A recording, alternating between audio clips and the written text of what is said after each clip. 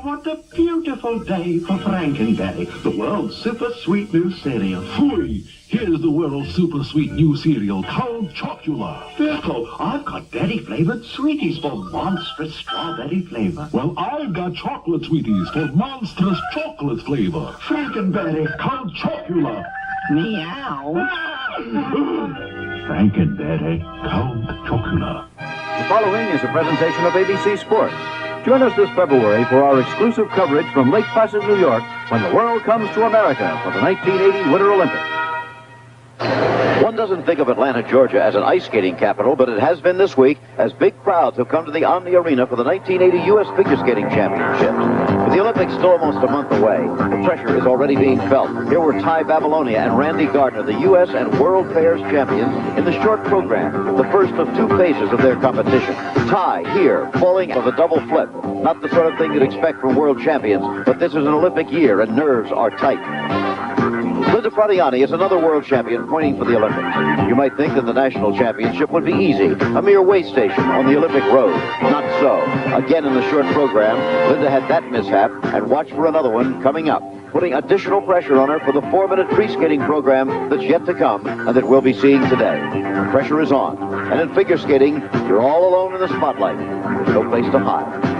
It should be an exciting afternoon. Both national titles and places on the United States Olympic team are at stake as we cover the pairs and ladies singles competition in the 1980 United States Figure Skating Championships. This was the scene 1 week ago. Kitzbühel, Austria. The Hahnenkamm downhill. A young, gutsy Canadian roaring to victory down perhaps alpine skiing's most dangerous course. Ken reads the name, a name to remember in Lake Placid. He beat the best the Europeans had to offer, and he beat them on their own track. Today, the second of the Hahnenkamm events, the slalom. As in the downhill, the world's finest racers are here, including the incomparable Ingemar Stenmark and America's Phil Mayer. You'll see them today on Wide World of Sports. In the past dozen years, it has become an institution on Wide World of Sports. Every winter, the flamenco beat lures us south of the border to Acapulco, Mexico's Pacific playground, where the cultural traditions of Cortez's empire mingle with the modern Western penchant for long nights in the discos and breakfast on the beach.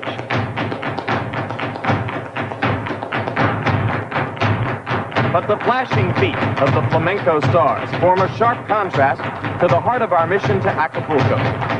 The fearless composure and concentration of the men who dive from the city's oceanside cliffs. Their display is the centerpiece of the tourist season here, and the reason we have come back again for the 12th International Cliff Diving Championship. Mexico against the United States in high diving's most glamorous event.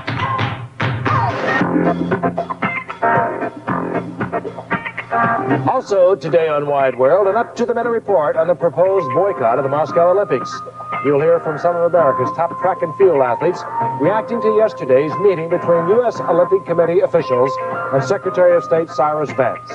For more on today's program, here's Keith Jackson. Also today, a report from Hamar, Norway on the final events of the 1980 Women's World Speed Skating Championships, with Beth Hayden of Madison, Wisconsin, defending her overall title. Beth in second place in the overall standings after the first two races. Soviet skater Natalia Petrashova, the leader, and showing surprising form in the pre-Olympic weeks.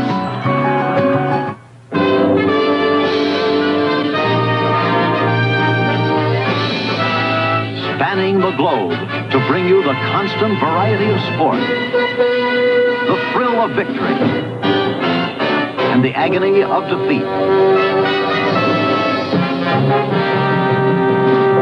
The human drama of athletic competition.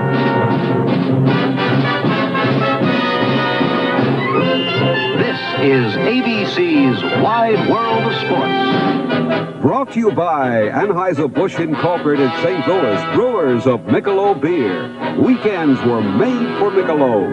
And by Firestone, makers of the 721 steel-belted radio. In 77 years, Firestone has never built a tire in which they've had more confidence.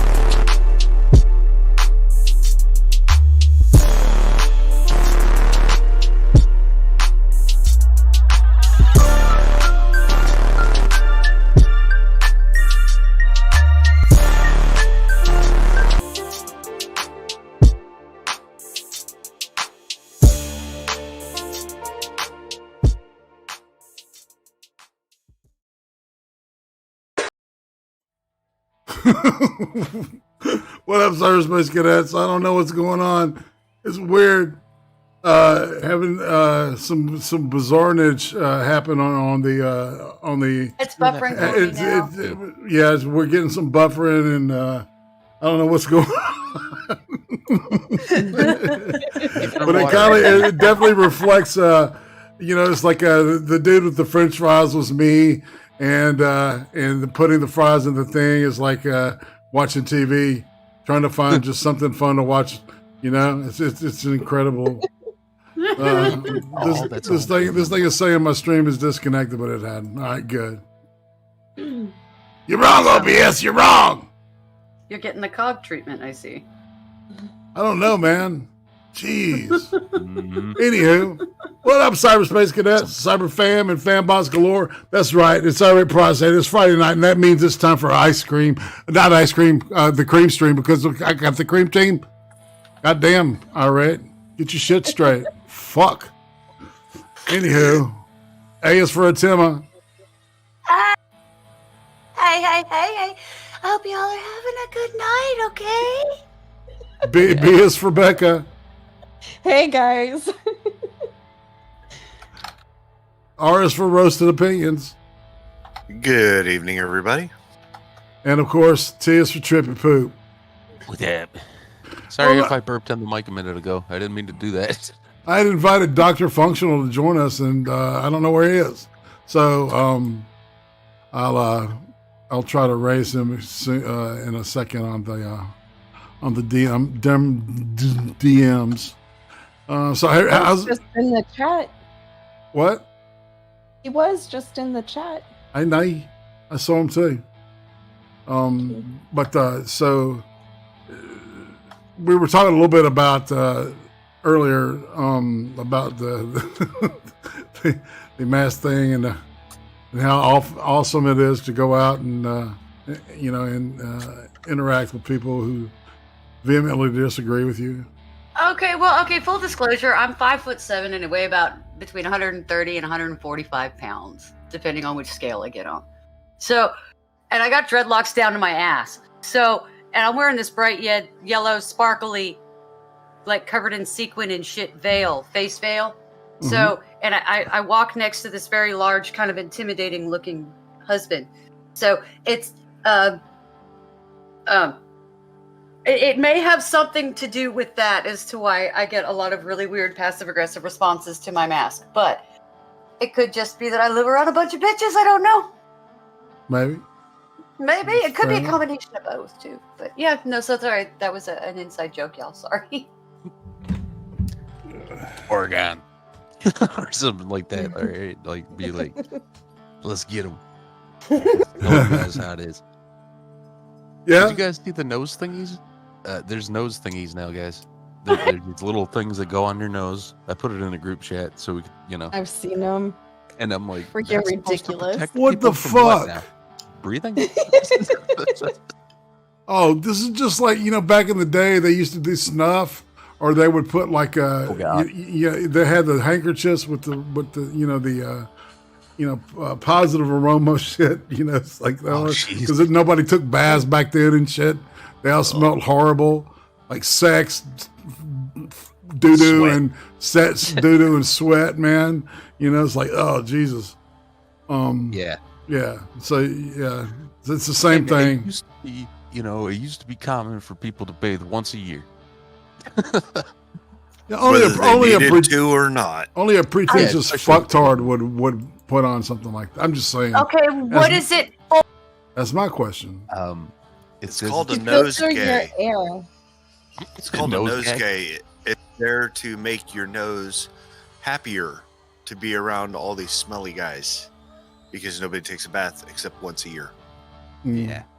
So That's what we it's- need to go It back. had to have been invented by a hippie. And brush your teeth with a twig. Just It saying. was invented by a cab driver. Even better. That's a good one, man. Okay, in Palm Springs, California, they had to make a law that all taxi drivers have to bathe daily because they weren't, and it was offending the people that lived there. For the first time in the history of my broadcasting, I'm dropping frames, man. I mean, Uh-oh. ever. YouTube, isn't it? Yeah, Yeah. we've never had a connection problem before. Yeah, no shit. So I'm just if things are looking funny, let me know, man. I've got sources pulled up on Looks clean on my side so far because I got the watch page up. right. So like ever since we started rolling, I don't think we've Yeah. gotten more buffering yet. Okay, so at least y'all got to see the French I know fry it's cook. Yeah, the Yeah. French fry cook. I was laughing my butt off. Yes, it's funny. I like man. how he threw water on that. That's a good idea. Just I love throw how he water threw on himself against the wall as soon as he put the French fries in the pot. it. Yeah, he's had that happen to him before, I'm sure. I want to watch him cook a grilled cheese and see if he puts it dry bread down. Dry bread on heat. That'll cause a little fire too. All right. All right. So it's solid. We're good on everything. Cool. Available. Yeah, we're Looking good to running me. D Live, Twitch, Trovo now, Facebook, and of course YouTube. And say greetings to everybody. So we got some people that listen. Yeah, on some of the other channels. So greetings, welcome aboard. Yeah, and if you do more than listen, you'll get an eyeful. That's right. I went on Twitch for like a half hour. I got 2 views. Isn't that good? It's pretty good. That's cool, man. There's a couple Yeah, nights ago. I'm all right. So I broke down, and I think I'm about gaming. Okay, doing some games, stream shit. Nice. Yeah. You can do it on All right. YouTube. I've got 2 games that I'm going to be playing though. All right. So Mhm. one's called The Shore, which is like I think it's a single player game, and you basically on this island trapped, and there's all this Cthulhu shit. Oh, hey. Yeah, it just came out like about a week and a half ago, and of course then there's Phasmophobia for group things. So Cool. keep an eye out for that. And if people are available, just hit me up in the DMs, and we can do that. Maybe you'll hang out and play a game or 2. How about that? You sure you don't want to get Ark? Just sit there and play with dinosaurs? Become an Ark player? I don't know. I don't know, man. It's a decent game, but I just thought it was funny to bring up. I got okay. Ark. I was playing 7 Days to Die the other day, and I have had a world on that game for years, but I haven't played it in years. So it's like I was walking around like, where did I put all my shit? Ring my bell. It's like I know I got certain stuff, but I can't find it. You lose and forget a lot of stuff, huh? Yeah, just I don't know. I mindlessly play video games, so it's like I'm not sitting there taking notes, you know. Maybe I should. 'Cause, I don't know. Those games are too big. The worlds are too big or something. I don't know. I just lose shit. It's like, I can't find my cement mixer. I know I got one. I have a bucket of cement sitting in one of my crates. So it's like, I got it. It's, whatever, you know? Just be confused, I guess. And the same thing with the South Park game. I didn't remember that I beat it. Just Till you beat it? out of my head. Yeah, it was a couple of years back. So I didn't think I finished the game. I go to play it on stream, and I'm like, wow, I got nothing left to do. Well, that was fun. Just shut it back off. Oops. Oh, well. Yeah, Nostradamus is saying Waldheim. I just saw that, man. I've seen a lot of people playing like Satsu's 2 cents and shit. So I've thought about that. It's addictive, apparently. All right, so let's hang out with the chat real quick and say hey to Dr. Functional. If you're out there, you know where to go. You know where to come. You've been invited. I invited you Sunday. Divine Petulance, greetings. MC, man, what's up? Spittle Buggies, greetings. Let's see. We've got more of Check Your Logic. I saw you take Check Your Logic earlier, but they're doing they're in the corner. Getting cornered. That's right. Yeah. La la la la la There he is. la. Dr. Functional's in the chat. I see you. I see you out there. You ninja. Dr. Functional. Sorry, I said this, didn't I? Dr. Dysfunctional. Is that what I said? He said, huh? Huh? Mr. Ripper, greetings, man. I'm sorry I got a little dizzy here. Leo Prime. I thought I saw that name. Hey, I like your name. I think I know who you are. I can't. I've got a shit memory, man. That's what I'm saying. That Gulf City, Johnny Blaze. Yeah, it's like it's familiar. Johnny Bonsaco. What's up, man? Green Badger Outdoors. Damn. All right, we got some crew rolling in here, man. He said, "What We I got do." Johnny Blaze out there, too. Gulf City, Johnny Blaze. That's right. Come join us. We need a doctor. That's why we were talking about you, Dr. Functional. Mm. He's like, what did I do? Doctor. I think Trippy wants his prostate checked. Oh, Yeah, la, and la, the la, diabetes hole. la, la, la, la, la, I'm just la, kidding. la. Just kidding. Four Fucking fingers. with Trippy because I rarely ever do that, and it's good. fun to do though. I need Yes. that right now. I was in like a funky mood when I first joined the You were? Discord call. Dude, Yeah, I didn't maybe, but I'm getting it's out like of it. fuck these motherfuckers. I'm sick of these Yes. people. Yeah, finger up the butt will usually get you out of whatever mood you're in. Hey, No start doubt. with 4, okay? Because you got to start with 4 and work your way up. 4 Yeah. fingers. Hey, a divine petulance. That was a good place for them to come in on to hear that. Right on. So man, I got a lot of vids. Nice. I don't know. I do have some good fight stuff. I've got a killer like little midget fight there. I'm starting to like those for some reason, and don't judge me, okay? I'm just saying it's entertaining. I remember when it seemed like almost every wrestler had a mini-me, like Little Macho Man and Really? Little Doink the Clown. Remember that? No, man. Way back in the See, WWF. yeah, man. I'm even before all that shit, man. Yeah. I was like My mom going to watched work it and way shit, back right? I'm surprised to see that the Undertaker, is still kicking. Mm. I don't know if he's still wrestling, but I know he's still No, alive. he That's retired, but He retired, he's still man. alive. Yeah, no good. doubt. Yeah, there you go. I mean, he should have. How many wins did he have? Like 100 million?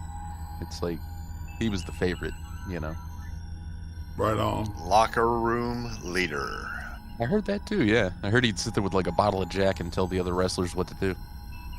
Hey, you guys fighting? Well, That's yeah, fine, because he Functional. was, Go ahead. he was a judge in wrestlers' court. So There you go. if they had like some private beef that they needed to take care of, they brought it to the rest of the locker room, and they would decide whether or not they had screwed up, and then he imposed the penalty.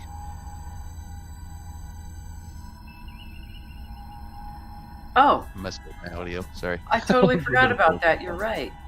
Yeah, God, it's he been was a the long dude, time. man, and I heard it was mostly because him and McMahon were pretty close, so it was like he was almost, the guy you talk to before you go to McMahon, basically.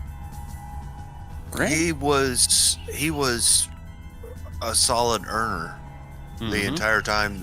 That anytime you had an Undertaker match, it was a guaranteed draw. So yeah, when you're that kind of wrestler, you usually get in with the guy who owns the promotion pretty good. Oh yeah. I heard McMahon had to tell him, "Hey man, you're getting fat" at one point, because he was it was when he was doing the American Badass persona. He was gaining weight. You could see it. The Undertaker, he'd come out there on his motorcycle. He was getting a little bit of a gut. And I heard that was kind of like an inside, thing they had to handle. Because McMahon was like, "You're looking a little lazy out there." Butterbean was a badass, and he was fat as fuck. So I mean, Oh yeah, but what's that you're looking about, at the Undertaker. right? Yeah, he's fatophobic, man. It's like Undertaker. I remember all the, or not a lot of them, but some of the wrestlers, like them twins, the two dudes that used to wear like the fucking spiked The Hardy shoulder pads. brothers. And and they had like opposite facial hair and shit. It's like, put them together, you get one full beard, I see. And I think the haircut too, like one had a reverse mohawk or some shit. No, one had blonde hair and one had black hair. So do you I'm not gonna ask that question. Sorry. We'll move on. Hey. La la la. The answer is la, maybe. La la la la la. Let's see if this Maybe. works right quick. Do it strictly dickly? What? Strictly I'm so dickly. confused. What you talking about, Willis? Talking about Willis? If I could remember another character from that show's name, I'd be like, that person. That's who I'm Do talking 2 minutes of hate. about. Oh, 2 full minutes? 2 full 2 minutes of hate. full minutes. That's Go, right. Trippy. Boom, boom. No pressure. Go, go, go, go. No pressure. I'm out of steam already. Hey.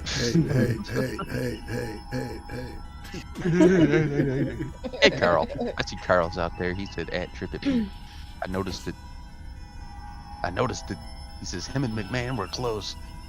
Is an odd way of saying they were gay. It's 2021. No need to hide it. Well, That's what I keep saying to Paul Stanley. It's like, dude, come out of the closet. It's all right? fine, We all dude. know. It's fine, buddy. Exactly. No, I totally agree with that. Paul Very Stanley feminine. was just really metrosexual.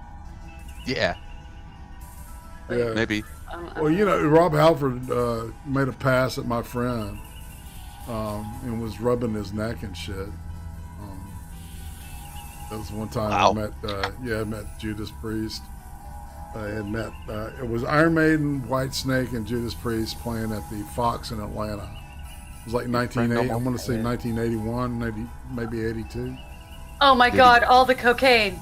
It was the Killers tour. All the okay? cocaine. Yeah, no, it was Lean like in real all the close cocaine. it was. and say, Yeah, no, Iron Maiden had just put out Killers, and Judas Priest they were promoting a British Steel, right? And Whitesnake had just put out a live album, and at this point they were like what used to be what was left of Deep Purple after Richie Blackmore left them, right? And before Coverdale took it over, and then stole the name with them. It was John Lord was on keyboards. It was pretty bad, man. They were really good live. But so we're waiting out back. We're all fucked up, and Rob Halford comes around, starts talking to us, and says, "Yeah, it's nice to meet you." Blah blah blah. And he starts rubbing my friend's neck. It's like, and I can't remember exactly what it said, but we're like going, "Holy shit, this dude is like he's gay." There's no mistaking it. You know what I'm you got saying? another thing coming. That's what he said in your friend's ear, and your friend was like, "Whoa, that's the wrong kind of coming." I'll grab your hand. Yeah, no shit. It's like, holy moly. Doing it. I know I've told that story maybe once or twice before. I'm sorry, y'all. I'm like an old man. Yeah, as you said, I've heard it so many times. It's right. Well, that's what you're married to me. It's like we're not going to bring up shit that we've heard 500 or 600 times, are we? I'm getting flipped off. Man. Yeah, that's right. Oh, everybody's getting all right. He's having a fight with his wife on air. No, man. No. It's love, man. It's True love comes with razzing. That's right. Okay? You all need to understand, if you don't poke at your spouse, you don't love your spouse. All right, fam. Not just poke, but poke at. No, yeah, it's a constant needling. It has to be. It's like that's the way Third it works. grade never goes away. Third grade never goes away. Like flexing and bobbing and weaving in a boxing match, man. You gotta counter those punches, man. All right, so all right, you ready to hit the TV? Because we're gonna open with the real kind of just focus on Biden right now. Everything we got is kind of long, but we can stop it. If y'all want to stop, just say stop. All right, so I can hear it. And all right, so yeah, it looks like all right. So we got everybody ready to roll. And Functional said he'll join us later, and maybe in about like 30 is what he said. So, and on that note, we're going to play. We're going to push play, fam. Let's do it. In order to open these doors, we do not say open sesame. We say open Biden. That's our magic word. Open Biden. I love it. I want what she's drinking. My God. Okay, open sesame. Sesame. Sesame. Sesame. Italian. She's totally Italian. It's all vodka, man. I mean, I'm serious. She's Italian. Her parents are mobsters. She looked shit-faced to me. I mean, she's sloshed. She went total child there. Feeling good.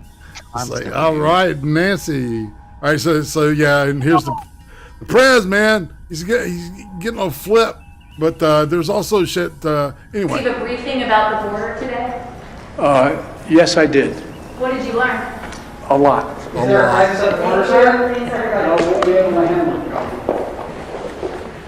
Just walk away if we continue to stay laser focused on getting shots in people's arms, responding to the economic crisis, it's going to open up a lot of hearts and a lot of doors for us tomorrow to do the many more things we know we have to do. So I want to thank you all. I really mean it from the bottom. I want to thank you. Thank you, thank you, thank you. And I'm happy to take questions if that's what I'm supposed to do, Nance, whatever you want me to do. Oh my God. His sentence structure sucks. Sorry. That happened. Right? Puppet masters. I do thing you me want Biden erg. That's what he sounds like when he just fucking talks. All right, so who's really pulling these strings? Is it Jill? Is this all Jill? No. Wasn't she a teacher? Think about the teacher union. No, she's totally a doctor. I think she's the same kind of Dr. Irate as Dr. Dre is. No. It's not about. No, we know she's not a physician. She's a PhD, which means piled higher and deeper. If you didn't know that. Yeah, exactly. I think she's definitely behind it. You can't get this to go through without the wife's support. Exactly, because she's the one that can finesse him and get him to remember shit. Speaking of marriages, right? I think it's Obama in his ear, honestly. Well, maybe in her ear. See, I think it's all. I think it has to go through her at some point. No, I think she's at least a portal. Earpiece. I think he's got a literal earpiece, and people tell him what to do every time. I think it's like Obama or somebody like that's in his ear, walking him through every step. Obama's over there. Did you notice that he can't do anything without Harris there with him? Right. Yeah. Because she's going to be the next leader. Well, and the way they've got him with mnemonic devices, every time he can't go any type of mic session without saying something about his family or about a family member and shit. Right. It's interesting, to look at it from like a mystery sense, because it is a huge fucking mystery, and the country voted for him apparently, because there was nothing wrong with the election. There was no fraud, no widespread fraud, nothing. All right, it was legit. Grillion. Exactly, people voted. More popular than Obama. It's a full-blown disaster at our southern border, courtesy of Joe Biden. We're learning today that over 100 illegal immigrants infected with COVID were released by Border Patrol. and they're free to travel across the country. Keep in mind, if an American citizen gets COVID, they have to quarantine. And if you're flying into America from a foreign country, you have to show a negative COVID test. But those same rules don't apply. And there's even more. A new report says the Department of Homeland Security is projecting there will be 117,000 unaccompanied child migrants crossing the border this year. That breaks all records. Nearly a 50% increase from the all-time record and much higher than last year. The report also warning there's not enough resources to handle that surge. Everybody can clearly see this as a crisis, well, unless you work at the White House. At what point does it become a crisis?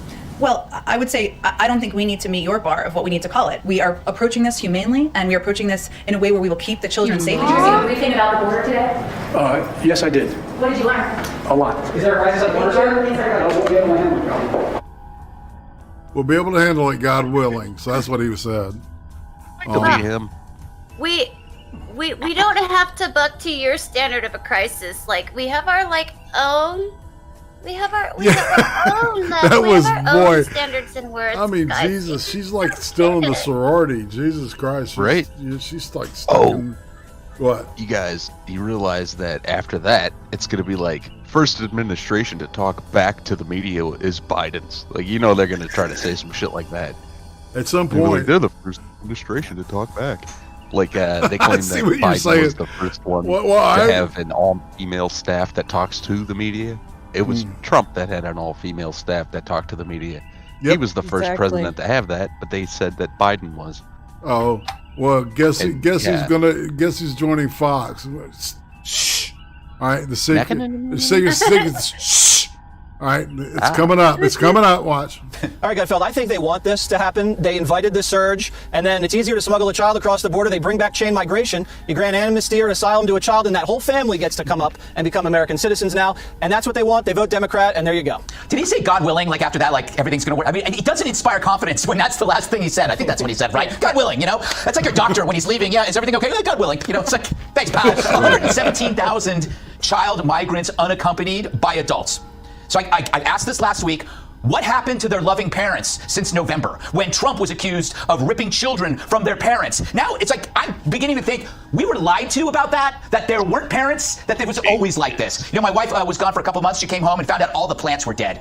And in science, we call this cause and effect because I didn't water the plants and they all died. And so what you're seeing on the border is the fastest, clearest refutation of disastrous liberal policy. It's because it's cause and effect. You remove friction, a barrier, combined with a message that tells everybody it's okay to come, you get 117,000 unaccompanied child migrants. So if you want to follow the science, that's science. It's cause and effect. You eat every day at Cinnabon, you're going to get fat.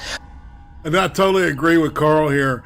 You know, it's like that whole Jeffrey Epstein, the underground child abduction and, you know, trafficking business. It's just real. Yeah, it's definitely gonna get a resurgence.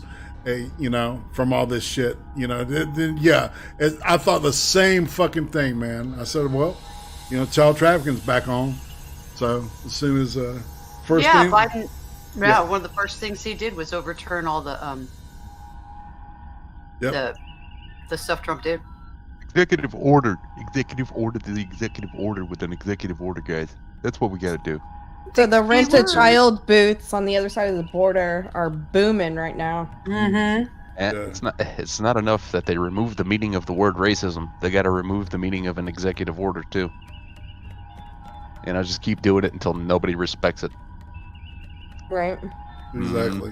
Why is this a disaster for the Democrats? Because it destroys any trust people have in your abilities to solve any problems. Your feel-good objectives result in impossible logistical challenge. You can't take care of 117,000 unaccompanied child migrants. The Democrats have these adolescent childlike goals, but they have no process because they have no parents in the party to solve the problem. Juan, if Biden really doesn't want this migrant surge, why isn't he doing everything he can to keep the migrants in Mexico or in Central America? I think he is, Jesse. I think that this is a spike. Well, then why do you get rid of all the policies that did that? I believe most of those policies are still in effect, and I think that they, you know, when you look at the policies the United States has had, and I go across various administrations, we have seen these spikes. They come, they go, springtime, all the rest, and we just don't have a consistent strategy to deal with high tide, low tide, and especially with unaccompanied minors, given our amnesty position. But you know, the way we started talking about 100 plus kids who have coronavirus, you know, we have 70,000 Americans. with coronavirus, right? So, I mean, why are we trying to pick on those kids? Let's look, I think, more constructively, and I hope all of us can agree. Let's look at what goes on that U.S.-Mexico border, because the U.S. is Mexico's largest trading partner. Mexico is our largest trading partner. People cross that border for commerce, they cross for jobs, tourism, and for immigration. It's the busiest border in the world. So they're our neighbors, they're our business partners, and it's long overdue. I think you go back to the 80s, the last time that we had some significant immigration reform and set rules for what goes on the busiest border in the world, including handling child migrants, as opposed to simply saying, oh, we're going to separate them from their parents, or going to beat them up or something, or build a fictional wall. I mean, this is all unbelievable. So I think for us on this show, if we're influencers, if we are voices, I think all of us across political lines need to say to the Congress, stop the finger pointing, stop the blaming, get busy, let's do something significant for America and have immigration reform that does something about who crosses, when they cross, the dreamers, the influx. Let's do it. Yeah, we already had that one. It was called the Wall and Remain in Mexico policy and no catch and release. All right, Dana, tell me about the communications deal. It looks like some of these Biden flacks are suffering. They're having a hard time fielding questions, even from the mainstream media about this issue. What's going on there? It reminds me of, do you remember during the Obama years, the right and Fox News, others would give the Obama administration a really hard time because they would never say radical Islamic terrorists. They would just refuse to say it. It was like, why won't you say it? Why won't you say it? And then they just dug in. It was like, the more you ask them why don't they say it, they're not going to say it. So I think that now we're in this situation. It doesn't matter. You could get 500,000 migrant children. They're not going to say it's a crisis because, but you saw what Jen Psaki said. We don't have to meet your bar for that. Okay, but that's fine. But people have their own eyes and ears. And to Juan's point, like, I think about the parents that tell their teenage kids, okay, this is where we drop you off. You're on your own. Godspeed. I mean, it's not that they're heartless. It's like they're heartbroken. And the other thing that we haven't talked about is the fact that you cannot get all the things that one wants without border security. It's like Maslow's hierarchy of needs. You have to have security, and then everything else can get you to enlightenment. But in the meantime, that base layer. Hey, she went to Maslow. I'm impressed. I'm just saying. Is security. And part of that is also going to have to be really dealing with the cartels and the coyotes. You saw what happened yesterday when all of those people were 27 people crammed into one SUV to try to get them into America illegally. They get hit by a semi truck. Several of them die. Others are like wandering around the desert. There's children there. They don't have any restraints. Like, that is not caring for the human condition at all. But before we can do that's why, and that is why you have to have border security that will let you do all of the other things like a temporary worker program, visas, dreamers, things like that. But until you get that base layer, you are not going to be able to get those things done in Congress.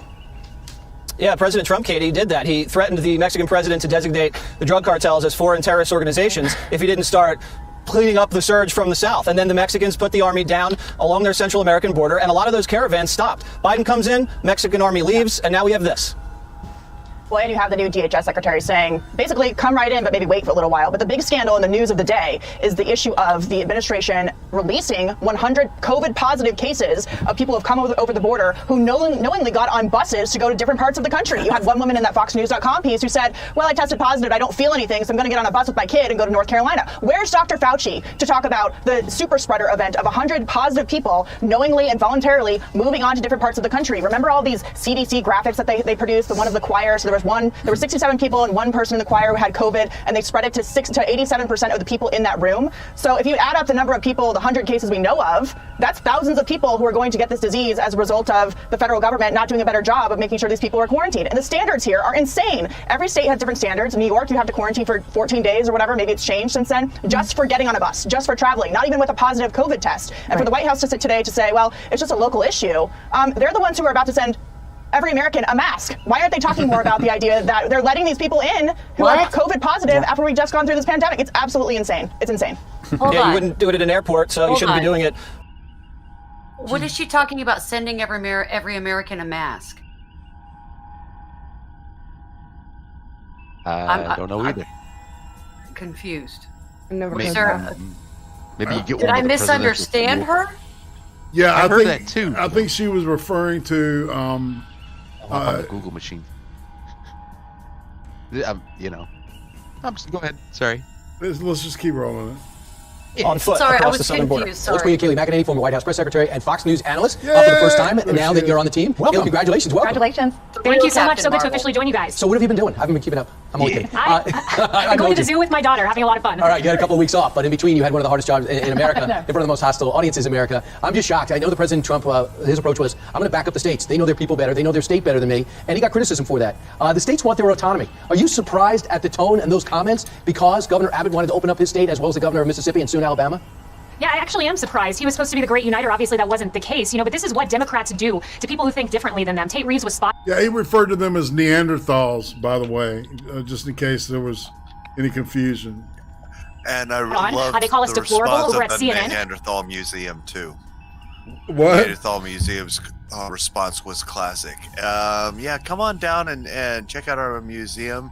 You might be surprised at how smart Neanderthals are. They did brain surgery, dude. Yeah. And those comments, because Governor Abbott wanted to open up his state as well as the governor of Mississippi and soon Alabama? Yeah, I actually am surprised. He was supposed to be the great uniter. Obviously, that wasn't the case, but this is what Democrats do to people who think differently than them. Tate Reeves was spot on. They call us deplorable over at CNN. They call us unintelligent rubes who can't point to countries on a map. This is what Democrats do to people who think differently, and you're spot on to tie this to autonomy. Simply giving freedoms causes Joe Biden, the great uniter, to call us Neanderthals, among other words that his predecessor Hillary Clinton did as well. Look at the map, though, Kaylee. He's acting like Texas is the first one to do this, or Mississippi is. But look, there are 15 states already that are not requiring masks. Alabama is saying that they're set to expire the mask mandate tomorrow. Yeah, that's right. And they're seizing this pandemic and using it to control people. That is what they've done from the beginning. And when President Trump pointed to the science and said, hey, reopening is what we need to do because there are repercussions when you lock down, they called him anti-science. And when in July I stood at the podium and said, it's time to open schools, the science is here, they said we're not following the science. This is basic autonomy. We're in a different place now than we were many months ago. And governors like Ron DeSantis and other great governors down here in Florida, he allows people to make their own choices, and they do so intelligently. And these are some of the things that some of the reporters at the White House would like to ask Joe Biden, but he really has not been available. He hasn't, and we're going to show you the statistics in a moment, hasn't done a one-on-one solo interview, press conference with the White House press corps yet. But there was something interesting, and we played it earlier, Kaylee. Don't know if you saw it or not, but Joe Biden was doing a Zoom call with House Democrats. He'd been introduced by Nancy Pelosi, and it looks like when Joe goes off script, his handlers realize, wait a minute, we got to pull the plug on him. Watch this and figure out what happened. I'm happy to take questions if that's what I'm supposed to do, Nance, whatever you want me to do.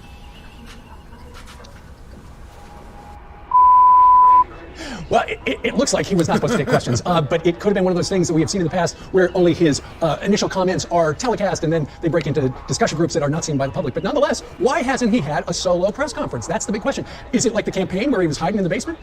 It's exactly like the campaign. That was his strategy all the way along. Hide in the basement, don't talk to the American people. Now get to the White House, hide in another figurative basement, his Oval Office, never going out to the Brady press briefing room. But look, that's what President Trump offered. He gave transparency. This was someone, I would say to him, hey, maybe today we won't take questions. He was always willing to take questions, always willing to go to the podium, always willing to stop, as Ainsley said earlier, on his way to the helicopter. Transparency is what he offered, and Joe Biden vowed transparency. Now he set a 100-year record for not going to the podium like all of the presidents before him. The thing is, Kaylee, it worked. It worked. He got elected by staying in his basement most of the campaign. Is this going to work? Do you think they'll just say, look, he's already in office, we control what he does, and we're never going to let him do a press conference? Yeah, I think they have to do a press conference at some point. Jen Psaki has said they will. The pressure is mounting when you have folks, even CNN reporters, pointing out how aberrational this is. So I think the pressure is mounted. His handlers may cut him off with those bars there, but they can only do so for so long. Yes. Yeah, it's interesting too. And by the way, just on the last point, he wants to give, the Governor Abbott and these other governors want to give people the freedom. It doesn't mean that Kroger can't make their own decision, Costco can't make their own decision. They want you to wear a mask. JCPenney's, Macy's, okay, Starbucks. They're giving you the ability to make your own decisions. Right. And please show me where lockdown is more effective than freedom. Florida has better numbers than California and New York. So that's the point. It's not go crazy. No, you have the obligation to, you now have the freedom to do what you want. But let's talk about your job, the job you used to have for a second. You don't have you had those big binders in front of you. I understand it. You had almost answers every single time. You knew roughly where they were going to go. But listen to Jen Psaki's new go-to line. It's a great question. I have not talked to our national security team about it. I would point you to the Department of Education for any more details on the writing of the proclamation. In terms of specific conversations, I'd refer to the State Department. They would have more specifics. I would send you to DHS for any more specifics. I don't know yet if it will include specific recommendations. I don't know that I have more specifics to lay out. I don't have anything for you on it. I'm happy to check with our team on it. I'm happy to circle back with our team on that specific report. Circle back. I hate to disappoint conservative Twitter, but I'm going to circle back.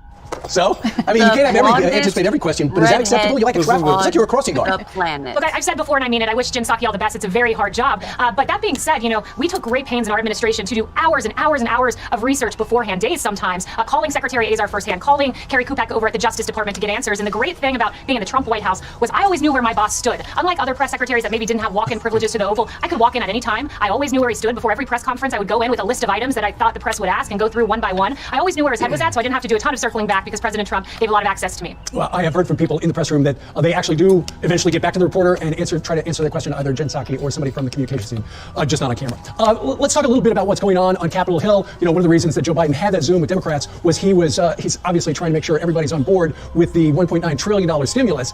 When you look at the numbers, the economy is coming to the point where we're pretty much where we were before the pandemic. And so a lot of Republicans say, look, we don't need to be spending close to $2 trillion on this. It's money we don't have. We know people want their checks. We get that. But so much of that bill is just stuff that is not coronavirus related.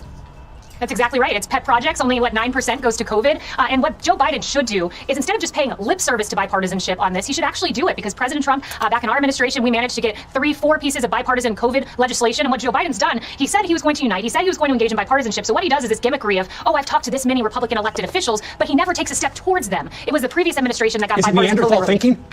It is Neanderthal thinking. I'll use his word and throw it right back at him. So you did a great job with Harris Faulkner the other day. We were all watching that interview. Congratulations on being a part of the Fox family, coming back to the Fox family. You got your television start here, and now you're coming back, so we're happy and proud of your career. What's the future of the GOP? Where do we go from here?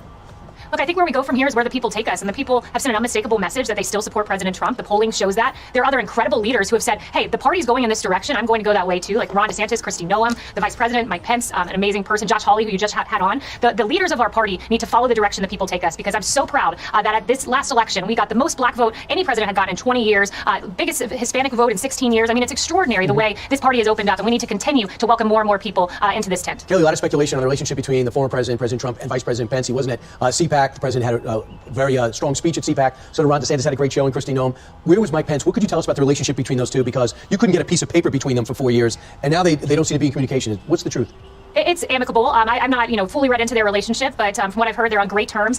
Vice President Mike Pence is an amazing man who stood by President Trump's side, was there every step of the way, understands the Trump movement, understands people of faith in the evangelical community. He has a huge voice in this party going forward, and Vice President Pence and President Trump, they're on the same page. All right. Kayleigh McEnany, former White House press secretary, now part of our team. Kayleigh, thank you very much for joining us live today. Thank you so much. Welcome back to National Report. On his first day in office, President Biden enacted a plethora of executive orders. One of them combats discrimination based on sexual orientation or gender identity. Many people now expressing concern that the order will allow transgender female athletes to compete in women's sports, making it unfair for biological women to succeed. So joining us now to discuss this is Alana Smith, a junior at Danbury High School in Connecticut. Also, Christiana Holcomb, Legal Counsel Alliance Defending Freedom, working on this case as well. So ladies, thank you for joining us. Alana, I actually had the chance to speak with you on Wake Up America, so I thank you for coming back for another Newsmax program. You are a student athlete. You've been very vocal about this issue. Do you believe this is unfair for female sports? Let's start there. I do believe that it's very unfair, because I know biological females that have missed out on a chance to advance to bigger meets like states and regionals, where the college coaches will see you and recruit you. And I know a lot of biological females want to go pro and go to college for track, and it's hard to do that when transgender athletes are taking away the spots that belong to biological females. Alana, something we've talked about also, for people who may say this sounds transphobic, what was your response to that? That it's all about biology. Like, for example, I have a twin brother, and he doesn't run track, but he can still beat me in a race, and that just shows how much stronger biological men are than biological women, and how unfair it really is to allow biological males to compete against biological women.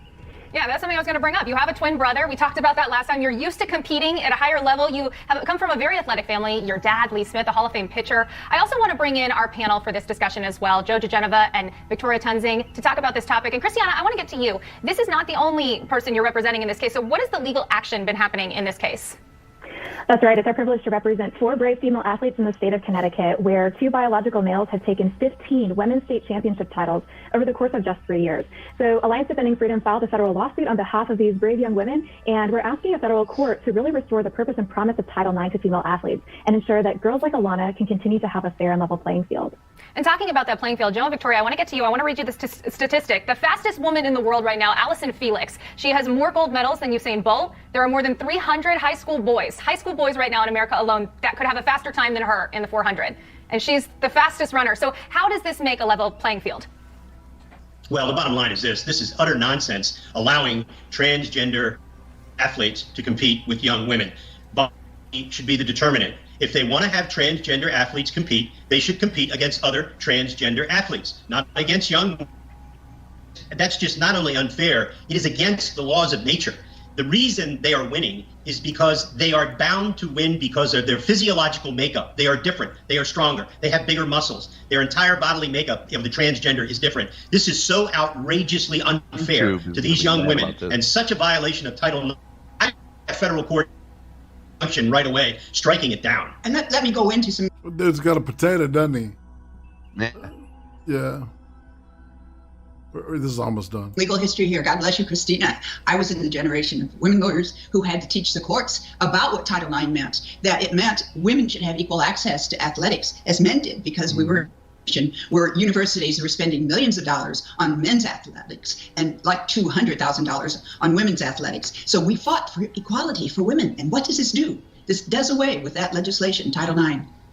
And Joe, to go off something you said, also former football player Marcellus Wiley just recently said very similar sentiment that transgender athletes should compete, but they should compete in their own category against themselves. Alana, I want to go back to you. You have that wide range of medals behind you. You're clearly very good at your sport. There's no question about that. What is it that you're focusing on, you would say, moving forward while this case is going on, while all of this is happening, to stay mentally prepared when you're approaching your passion every day? This sport is everything you do. I know you train with your mom, and it's just something that you focus your whole world around. So how is it that you're staying focused? I'm just making sure that I keep practicing every day, even though because of COVID, I haven't been able to compete yet. I just make sure that I'm ready, that when I do get to go to a track meet, I'm prepared and I can do my best. All right, Christiana Holcomb, Alana Smith, and our panel, Joe DeGeneva and Victoria Tunzing. Thank you. Look, let me get some comment here on. Okay, so I have nothing but daughters so far to hold a formal news conference. He's going to have to hold a news conference. Yeah. I have nothing but daughters. Right. You know how much this I mean, I have one stepson and he's my son, but I have given birth to nothing but daughters. Do you know how pissed I am right now?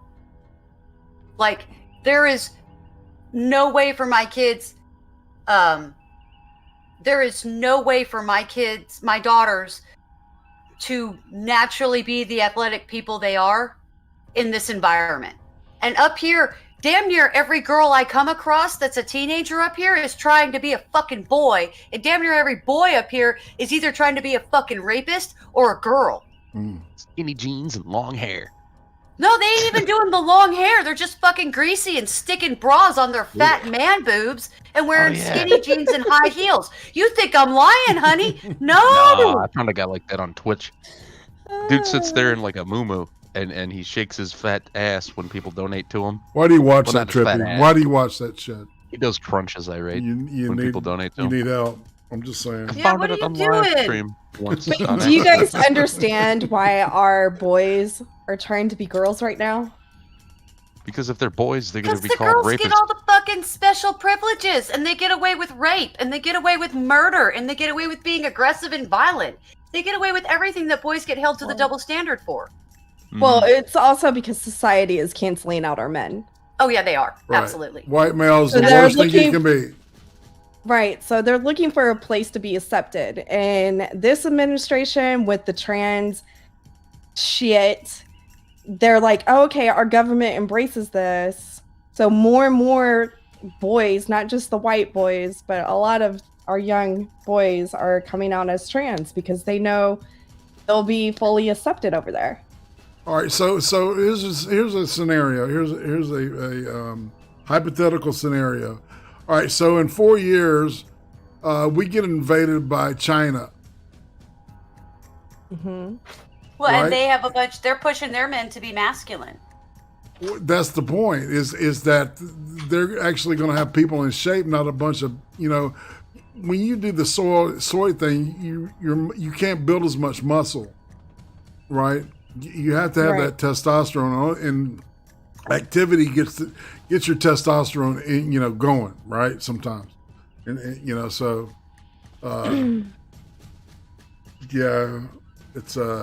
it'll be a horrible scene, man. I'm just saying. I mean, they're already lowering standards for our military. Right? They lowered it first for women, and now they're gonna lower it even more because Biden's gonna allow trans. Did you see that webpage I sent you, man? Oh my goodness! You should see the PT requirements for. I know the Navy because my husband's in there.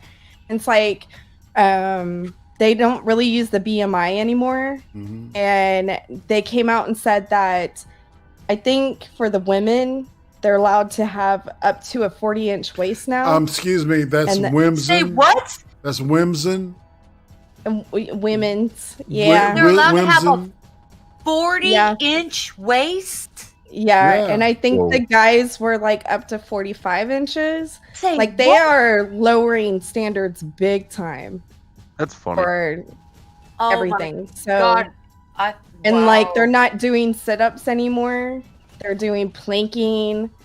Oh my God, it's yoga. We're gonna do some Pilates, everybody. Let's go. No. Stop and think about it. If you got a 40-inch waist and you're in a plank, on your elbows and toes, you've got 3 points of contact, not 2, because that belly in the middle is touching. Yeah, right? You have something to rest on. Like, it's ridiculous. The more my husband tells me, I'm just like, holy shit. Our military is gonna go to shit. That's been for a while. That's been happening like ever since they've not been allowed to yell at people. Yeah, my ex-daughter-in-law was a Yes. drill sergeant, Yeah. and she was fine with doing motivational videos in the morning before boot camp started. And I'm like, are you fucking serious? Oh yeah, the motivational PowerPoints every single day are just fantastic. You know what a motivational freaking speech was when I joined back in 1996? Get your fucking ass out of the bunks, into your PT gear, and outside yesterday. It's a trash can lid with a fucking bobby stick on the front of it to wake you up. Yeah. That's how it was in '99 when my husband joined too. Yep. See? Yep. And I tell you, you learn real quick that pulling the covers up over your head while they're saying get up is not an option. No, Get it's up not. means get up. Get the fuck up. At one point, I was exploding out of bed every day for like 3 months straight. I mean, literally, like somebody would say something and I would jump out of bed immediately because I did not want to get ma'am. God. Says always lost on nothing else. It's ma'am. Sorry. It's ma'am. All right. Sorry, I kind of took us off in the woods. No, I Absolutely. get the it, pressure's girl. mounting when you have even left-wing outlets calling him out for this. But I would say it's extraordinary that he hasn't taken questions. Certainly a 100-year record for not taking questions in a solo press conference from a sitting president. But this is not unprecedented because, as you'll recall, Stuart, the basement strategy is what he employed on the campaign trail. He went something like 50 days and he only took questions twice. And when he did, they were hand-picked questions. So I think his staff does not have faith that he can stand at the podium and have a press conference the way President Trump did many times. They're protecting him. It seems to me they are protecting the president from himself. They don't want to see him stumble over words, get confused, lose his train of thought, as he may well do if he was subject to the rough and tumble of a real press conference. They're protecting him, I think. I think that's exactly right. I think you hit the nail on the head when you mentioned his staff, because as you saw President Biden say right there, he said, I'm happy to take questions if that's what I'm supposed to do. I've seen him joust back and forth in one interaction with Peter Doocy, and he seemed to kind of relish the moment a little. So I don't think this is President Biden saying, I don't want to do this. I think it's those around him recognizing when he does speak, it doesn't always turn out so well, like calling Republicans Neanderthals, as he did recently in the Oval Office. Reagan had addressed reporters, some of them multiple times. So why the delay, and when can we expect the president to hold a press conference? Well, first, as all of you know, the president takes questions several times a week. He took questions actually twice What? yesterday, which is an opportunity for the people covering the White House to ask him about whatever news is happening on any given day. We look forward to holding a full press conference in the coming weeks before the end of the month, and we're working on setting a final date for that, and as soon as we do, we will let you all know. But this president came in during a historic crisis, 2 historic crises, a pandemic like the country had not seen in decades and decades, and an economic downturn. All right, so would they have let Kayleigh McEnany get away with any of that shit? Hell no. Hell You know what I'm saying, man? Torn up online. Turn that okay, left I'm 10 sorry. million people out of work. So I think the American people would certainly understand if his focus and his energy and his attention has been on ensuring we secure enough vaccines to vaccinate all Americans, which we will do by the end of May, and then pushing for a rescue plan that will provide direct checks to almost 160 million Americans. That's where his time, energy, his focus has been. But in the meantime, he takes questions multiple times a week and looks forward to continuing to do that. And as soon as we have a press conference set, we'll let you know. Why is his focus on that?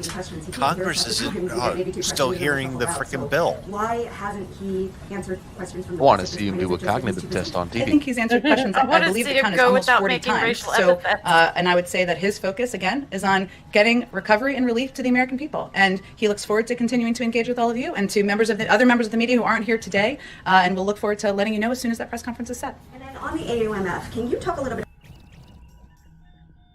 And she's kind of blowing them off. She's kind of not blowing them off, right? She's Yeah. blowing everybody off. Yeah, This no is shit. we're gonna do whatever we really don't care, and I'm a ginger from hell, and I'm evil, and everybody knows it, and I'm just gonna stand here and pretend I'm totally not a mean girl. And she can do it. She can get away with it because she's Jen, not Steve. And it's not 4 years ago. And you know she can't give a blowjob. She's got to scrape them teeth on there, man. Just saying. She wouldn't know. I did how not need that visual image, Irate. Thanks. When she's trying to skin a carrot there, Irate. Oh la la la! Oh. Sorry, y'all. Sorry about that. Got a little low class there. All right, so you can choose the human fight zoo or unarmed insurrection. It's your choice. Wait, I don't understand either. Unarmed insurrection. So you know how the news has repeatedly referred to the January 6th incident as an armed insurrection, correct? Right? Yes. So, Yes. I mean, multiple times. All right. So, well, it's interesting. We can look at this role because there was they had a full inquiry on it this week, and the FBI Director Wray and some of his subordinates testified, and one was a lady named Sanborn, and all there's I've chopped this thing up and put it together, I think, in a way that kind of makes it, makes a statement. I don't know what I'm saying. I'm just I think it's got some flow to it. All right. Okay. All right, so let's In order to open these doors, we do not say open sesame. We say. Let's look at how the hive mind of social media is making us all mindless. Thank God for Brian Stelter. Think of as the gender-neutral potato head now. Yeah, you guys see that shit? It looks like Nancy got a little fat sucked out of her chin. Yeah. Her neck and chin look a little thin. I don't think it's that. I think it's vodka. Hashtag vodka. I think she's turning into Skeletor. Or potato. she may be Skeletor, man. Just wearing somebody's skin. Saying, all right, are you ready for a little? Yeah, Mr. Bryant's going to explain some shit to you, okay? Sit down, buckle up, and listen. Let's look at how the hive mind of social media is making us all mindless. One of the week's big political stories is CPAC, the big conservative conference. When I've been listening to the CPAC live stream, what I've been hearing are distractions. It is an airing of grievances, a festival of resentment that doesn't help anyone. There are also a lot of big lies about the election that are actively harming democracy. CNN's fact check of the first day of CPAC came in at 3,300 words. That's an entire book chapter. And it reflects the fact that some of the CPAC rhetoric is just straight up disinformation. Lies about the last election that stoke conspiracy theories and provide a pretext for voter suppression to try to stop people from voting next time. But true versus false is not the only dividing line in the media. Stuff can be true, but practically irrelevant. Look, another dividing line would be serious versus unserious, significant versus silly, something that matters a lot versus something that matters only a little. On the internet, everything looks the same. Everything's the same size. This problem doesn't have a pithy label like disinformation. But distractions and drivel are warping the public discourse, creating less space for the big stories and the big debates that we need to have. Now, I know some of this is as old as the human condition, but social algorithms and ratings-starved TV networks accelerate it, obsessing over the minor while missing the major. And here are 3 examples from this week. Disney slapping a disclaimer on old episodes of The Muppet Show that most people will never even watch. Hasbro rebranding Mr. Potato Head to promote inclusion. Democrats and Republicans battling over mean old tweets posted by a Biden nominee. All of these Mr. Potato do Head matter. should be Brian Stelter. That's what You might they argue should they do. symbolize bigger changes in the culture. Okay? But there's something wrong when so-called cancel culture gets more attention than the struggles that millions of Americans are facing and the importance of a COVID relief deal. You know, Fox's Pete Hegseth actually kind of nailed this while speaking from the CPAC stage. He's a Harvard and Princeton grad. He lacked all self-awareness while he mocked Ivy League culture. But he said something about the folks he interviews at diners. Here's what he said. They're not talking about esoteric things that the Ivy League talks about or MSNBC talks about. They're talking about the Bible and faith and prayer and their family, hard work, supporting the police, standing for the anthem. See, there he takes a turn. So what's wrong with that, Brian? What's wrong with that whole list he just named? But okay, how is it not important that our Good childhood taste. is being labeled racist and insensitive? Does nobody fucking see what the cognitive dissonance is here? How the fuck can you grow up watching shows like The Muppet Show or South Park or Family Guy or Sanford and Sons and be this fucking sensitive now? How does that happen? You mean the shows that taught us to look beyond skin color? Yeah. Doug did that. You remember that cartoon, Doug? Every character in that show had a different skin tone, and I always thought that was all right. So Becca and I were. The football head. Sorry. Hey, Arnold. Go ahead. Becca and I, we on the Monday show, we went through this Yuri Bezmenov thing, and one of the steps had this list of things that were, the collapse of the church, the loss of faith, atheism, the collapse of the family were part of this whole deal. And I think it ended up with police, like lack of faith in the police or policing. And I was like, to her, Becky, you there? She said she'd be here. Did she take a jet? All right. So, so the whole point of it was, it's what he's saying is, this guy just, Pete Head says that they talk about the Bible. Let's listen to it again and pop it back a little bit, because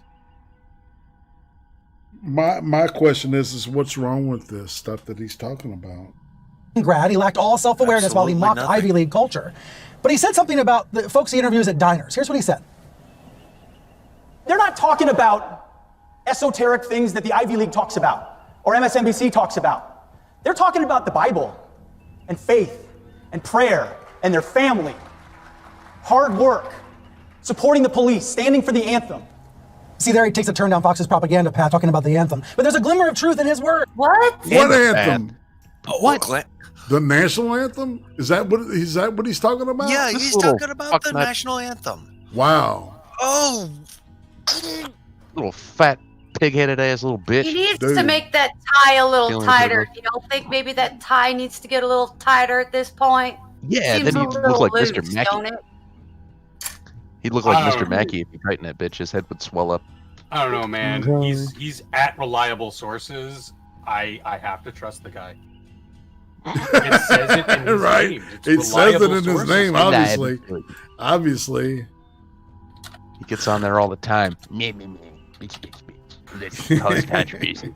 He doesn't cause controversy, and he's sad about that. Look at his face and that pause that irate pulled off. Look at how sad he looks. Look like a sad little baby man. Sad little baby man. He's the ultimate projectionist. Not yet. He'll blame Fox News for no. He says, oh, they fan the flames of division, and they profit off of all this hyperbole. And bitch, you started it. CNN started this shit. Exactly. The whole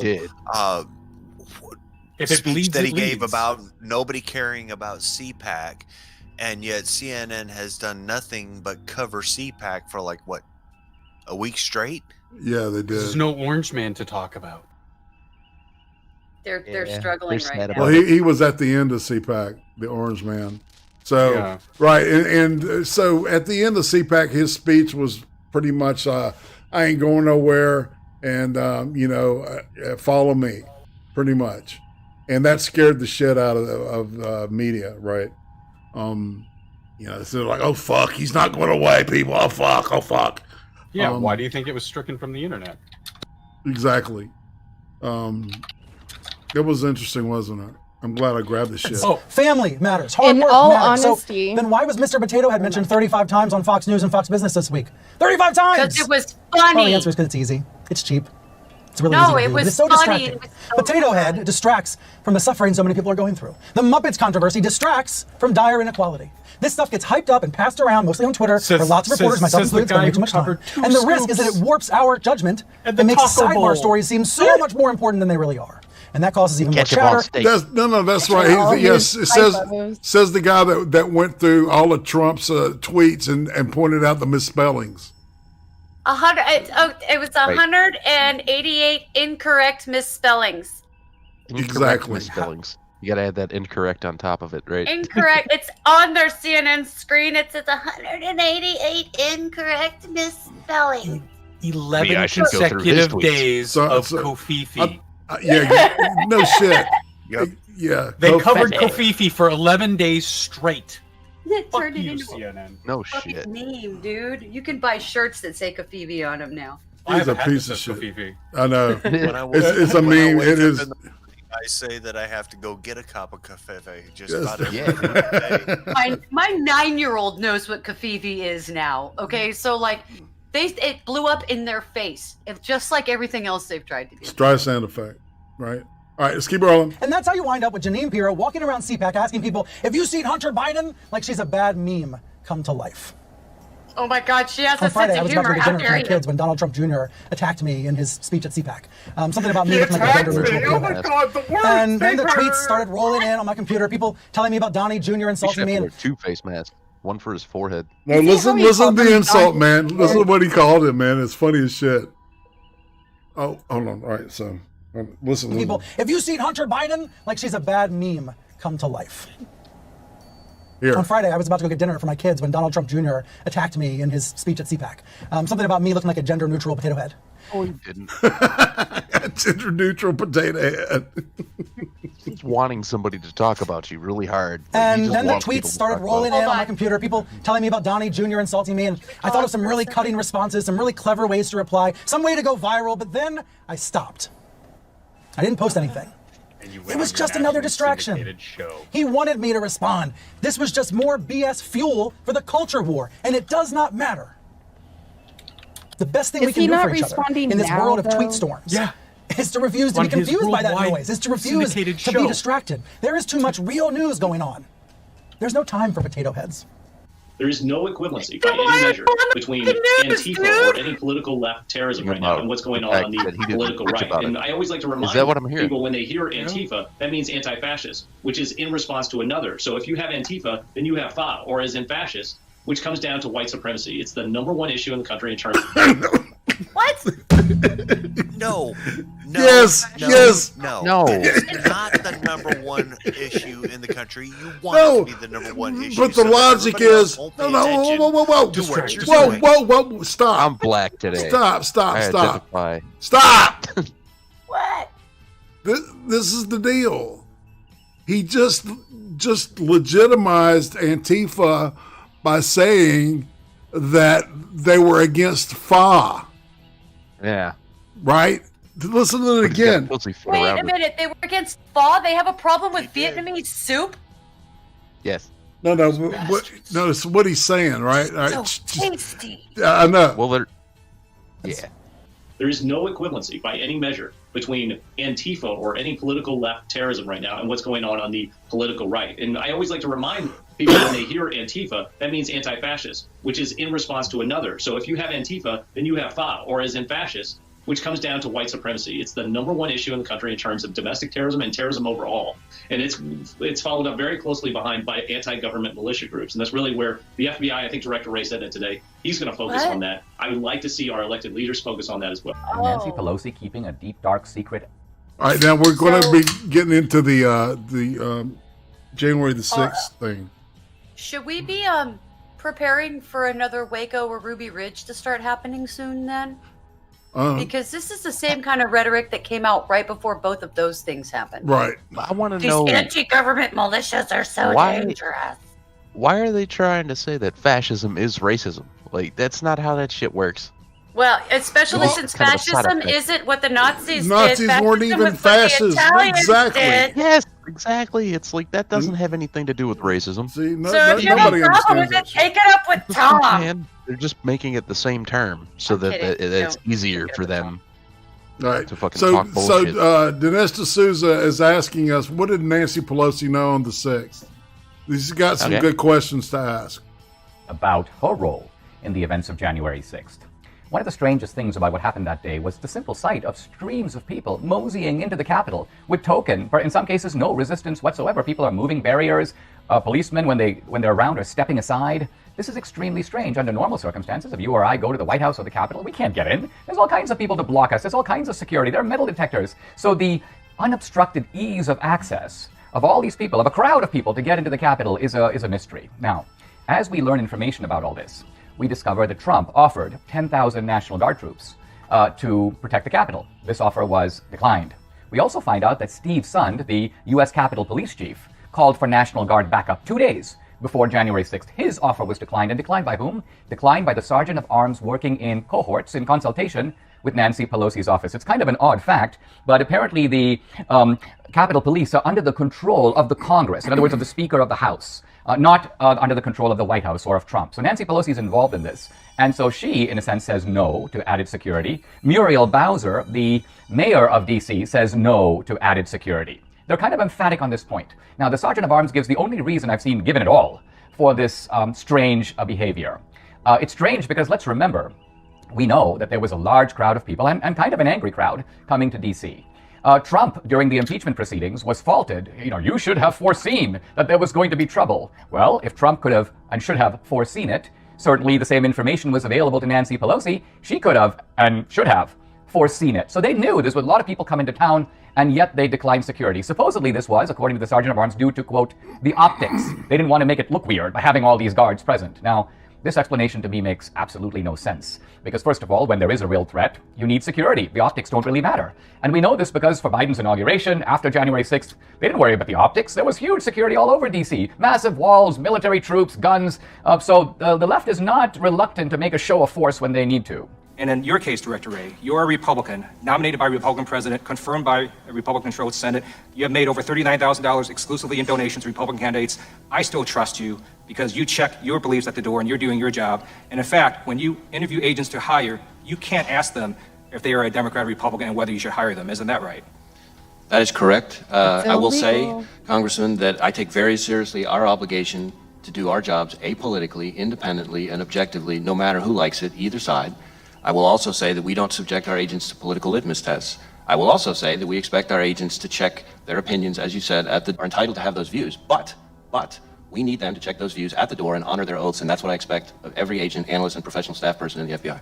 Congressman, I've never completely understood the term deep state. What I can tell you is that we have 37,000 men and women working in field offices all over the country and in league offices all over the world, and they are people of character, of courage, of principle, of selflessness, and of patriotism. But he's never heard of deep state. Yeah. Remember that shit. I had to mute for that. And that's the FBI that I see. Well, let's start with the basics, whether it was an armed insurrection or not, since Senator Johnson seems confused. Here are just some of the weapons that were confiscated. Yeah, and all right, and remember this, all right? So this was like earlier this week. Crutches? And then we're going to go all the way up to the testimony of the Sanborn lady, right? But they didn't confiscate any spoons or potato peelers? No, crutches is one of them. They said a baseball bat, and then fire extinguisher, and I can't remember what it Bear spray. Bear now, spray. the interesting thing is Antifa thinks bear spray is a weapon, and they're allowed to shoot you if you hold it. Wooden club, spear, and flagpole are the other things that are cited down there. All right, so just listen to this. I'm really growing to really, really dislike this lady. I mean, strongly. Confiscated or seen being used. A baseball bat, a fire extinguisher, a wooden club, a spear. That's right, a spear. Crutches, a flagpole, bear spray, mace, chemical irritants, stolen police shields, zip ties, knives, wooden 2x4s, a hockey stick. One of the suspects who made it into the Capitol was seen with a weapon in his holster. It was a taser, and he told law enforcement that he had it for protection. Also found a short distance from the Capitol complex, pipe bombs at the RNC and DNC headquarters, which, by the way, no one has been arrested for those. But the FBI wants to talk to this man, and the reward to find him is up to $100,000. One suspect facing multiple weapons charges is accused of possessing 5 guns, hundreds of rounds of ammunition, 11 Molotov cocktails, a crossbow, smoke bombs, and a stun gun. All right, and this is brought up later. Law enforcement found the items in his truck near the Capitol. Police escorted another guy from the Capitol after finding 2 guns on him, one a 9mm handgun with a single round in the chamber, the other with a fully loaded 12-round magazine. He was wearing a bulletproof vest and carried a gas... That is a normal Hold on. magazine for any handgun. Just remember what you're going to hear. You're going to hear something later. All right, you're going to hear testimony. Okay, how long? Testimony as an under oath testimony. Listen to this shit. Okay, how long is this gonna take? Because I've had 2 big cups of tea. It's going to mask, a pocket knife, Okay. and an MRE, while, as if he was prepared for war or a siege. The feds arrested another guy who threatened to kill House Speaker Nancy Pelosi, Cleveland Grover Meredith. Inside the trailer hitched to his nearby truck, police found hundreds of rounds of ammunition, 3 handguns, an assault rifle, and text messages in which he talked about heading to D.C. with a, quote, shit ton of armor-piercing ammo. His attorney said his client was just joking, but the judge wasn't laughing. He ruled that Meredith should remain in jail until his trial. That's why we started with Katie Benner's great new reporting about the investigation into police officer. It renders, at best hypocritical, at worst cynical and false, any notion that the Republicans care about the lives and the safety of law enforcement. Well, I must say, to Claire's point, I'm increasingly embarrassed to be a white male these days, and what I see my other white males saying. But it just shows that, with very few exceptions, like Mitt Romney, Liz Cheney, Adam Kinzinger, there are so few Republicans in Congress who value truth, honesty, and integrity. And so they'll continue to gaslight the country the way that Donald Trump did. And the fact that this has such security and safety implications for the American public and for the members of Congress, again, as Claire said, it is just a disgusting display of craven politics that really should have no place in the United States in 2021. FBI Director Christopher Wray is defending his bureau's handling of intelligence before the January 6th attack on the U.S. Capitol. At a Senate Judiciary Committee hearing on Tuesday, Wray argued that the FBI did in fact warn other law enforcement agencies about the threat level the day before the riot. He added that an unverified intelligence report was even shared with the Joint Terrorism Task Force. The information was raw, it was unverified. In a perfect world, we would have taken longer to be able to figure out whether it was reliable, but we made the judgment, our folks made the judgment. Because we don't believe in a deep state. Okay. I'm just saying that was from a previous thing. This is the thing that happened Wednesday. To get that information to the relevant people as quickly as possible. Like I said, 3 different ways in order to leave his. What? Why is he talking about he's embarrassed by white people when the dude that got arrested is named Cleveland Grover? Yeah, it's Brenner. He voted communist. How do you even let? No. How do you let somebody? Well, fuck, I don't know. I guess it's freedom of. I don't know. I mean, it's just like I just wouldn't feel safe, knowing that a dude voted communist in an actual election one time.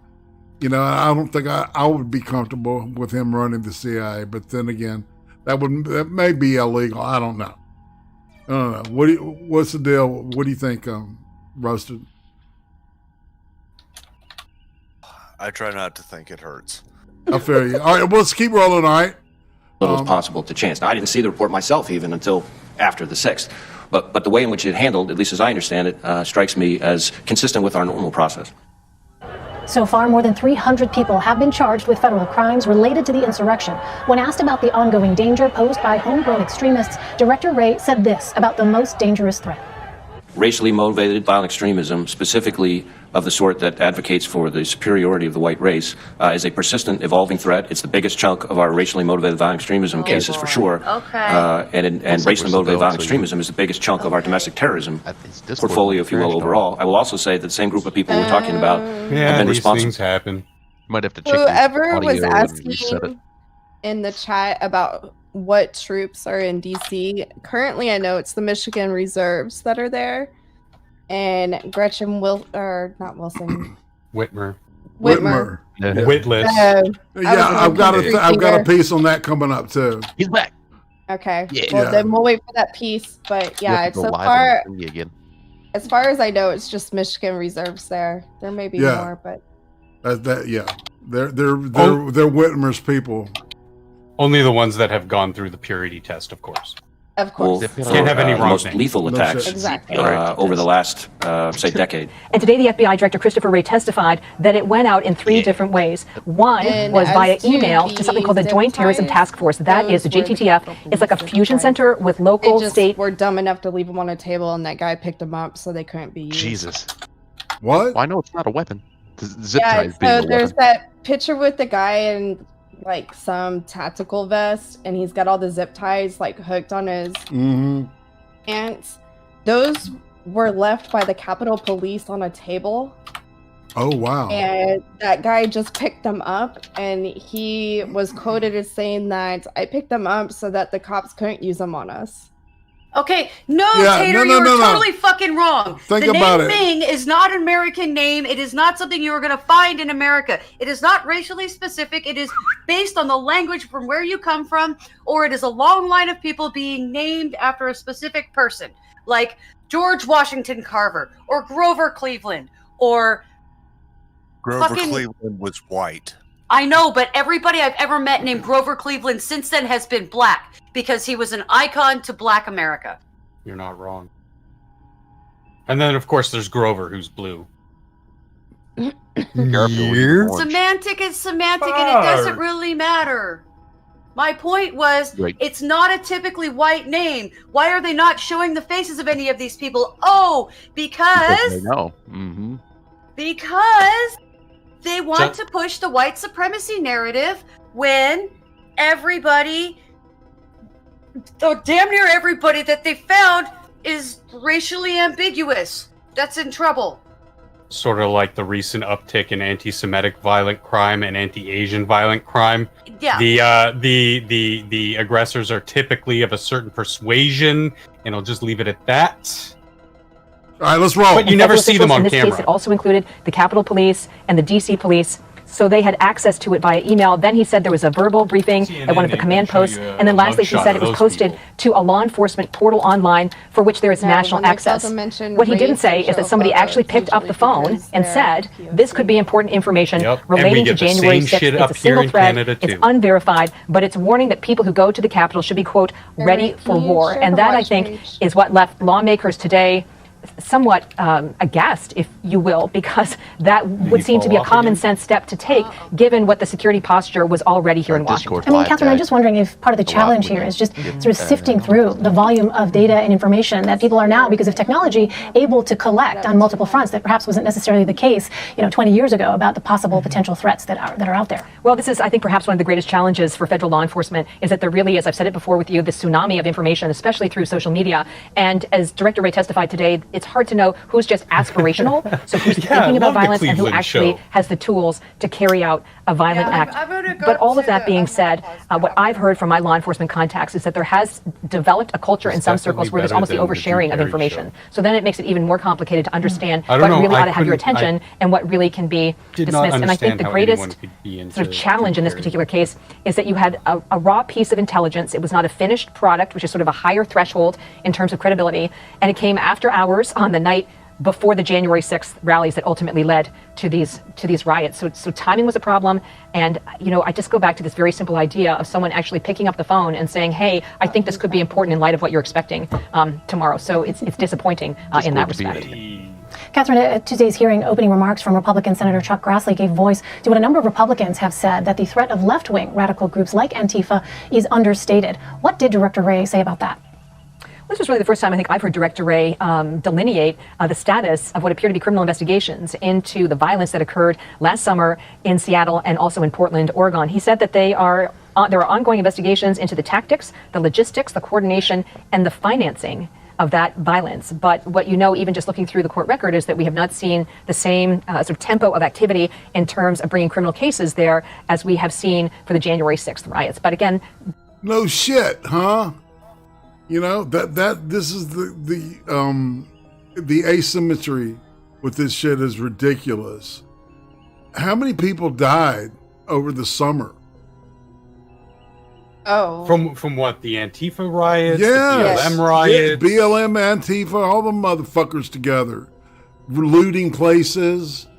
It's like, so in proportionately... billions in property damage. Yeah, right. Well, the deal is that she's pointing out that there's a difference, and it seems to be they're focusing more on the January the 6th than they are all of the other ones combined.